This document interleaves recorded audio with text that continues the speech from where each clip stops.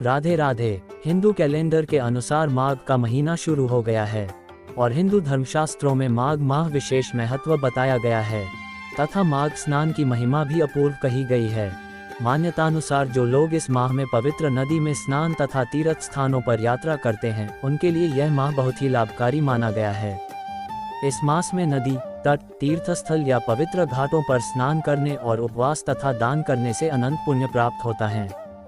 साथ ही इस समयावधि में भगवान माधव का पूजन अत्यंत फलदायी होता है। इस माह में ब्रह्मवैवर्त पुराण की कथा पढ़ने सुनने तथा माघ महात्म्य पढ़ने का भी विशेष महत्व है। इस माह संगम पर कल्पवास करने से शरीर और आत्मा दोनों ही पवित्र हो जाती है।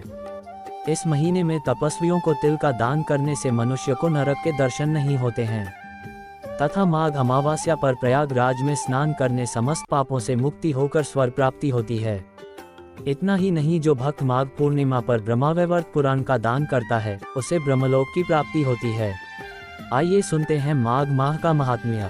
एक समय श्री सूत जी ने अपने गुरु श्री व्यास जी से कहा कि गुरुदेव, कृपा करके आप मुझसे माघ मास का महात्म्य कहिए, क्योंकि मैं आपका शिष्य हूँ।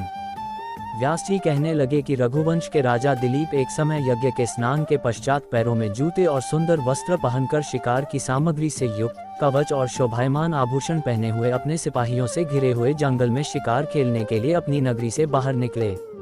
उनके सिपाही जंगल में शिकार के लिए मृग, व्याघ्र, सिंह आदि जंतुओं की तलाश में इधर उधर फिरने लगे। उस वन में वनस्थली अत्यंत शोभा को प्राप्त हो रही थी।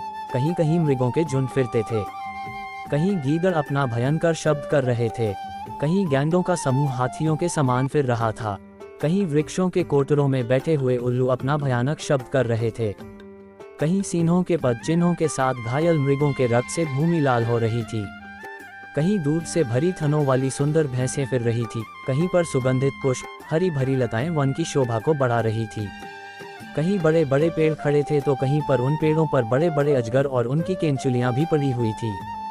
उसी समय राजा के सिपाहियों के बाजे की आवाज सुनकर एक मृग वन में से निकलकर भागने लगा और बड़ी बड़ी चौकड़ियां भरता हुआ आगे बढ़ा। राजा ने उसके पीछे अपना घोड़ा दौड़ाया, परंतु मृग पूरी शक्ति से भागने लगा। मृग कांटेदार वृक्षों के एक जंगल में घुसा और राजा ने भी उसके पीछे वन में प्रवेश किया, परंतु दूर जाकर मृग राजा की दृष्टि से ओझल होकर निकल गया। राजा निर्जन वन में अपने सैनिकों सहित प्यास के मारे अति दुखी हो गया। दोपहर के समय अधिक मार्ग चलने से सैनिक थक गए और घोड़े रुक गए। कुछ देर बाद राजा ने एक बड़ा भारी सुंदर सरोवर देखा जिसके किनारों पर घने वृक्ष थे। इसका जल सज्जनों के हृदय के समान स्वच्छ और पवित्र था। सरोवर का जल लहरों से बड़ा सुंदर लगता था।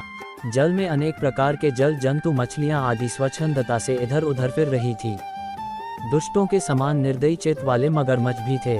किसी किसी जगह लोभी के समान सिमाल भी पड़ी हुई थी।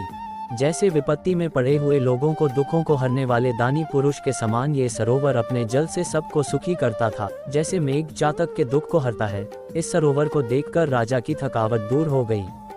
रात्रि को राजा ने वहीं विश्राम किया और सैनिक पहरा देने लगे और चारों तरफ फैल गए। रात के अंतिम समय में शूकरों के एक झुंड ने आकर सरोवर में पानी पिया और कमल के झुंड के पास आया। तब शिकारियों ने सावधान होकर शूकरों पर आक्रमण किया और उनको मारकर पृथ्वी पर गिरा दिया। उस समय सब शिकारी कोलाहल करते हुए बड़ी प्रसन्नता के साथ राजा के पास गए और राजा प्रभात हुआ देखकर उनके साथ ही अपनी नगरी की तरफ चल पड़ा, जिसका शरीर तपस्या और नियमों के कारण बिल्कुल सूख गया था, जो मृगछाला और वल्कल पहने हुए था और नख रोम तथा केश धारण किए हुए था। राजा ने घोर तपस्वी को देखकर बड़े आश्चर्य से उसको प्रणाम किया और हाथ जोड़कर खड़ा हो गया। तपस्वी ने राजा से कहा कि हे राजन, इस पुण्य शुभ माघ में इस सरोवर को छोड़कर तुम यहाँ से क्यों जाने की इच्छा करते हो? तब राजा कहने लगा कि महात्मन, मैं तो माघ मास में स्नान के फल को कुछ भी नहीं जानता। कृपा करके आप विस्तार पूर्वक मुझको बताएं। नारायण भगवान की जय।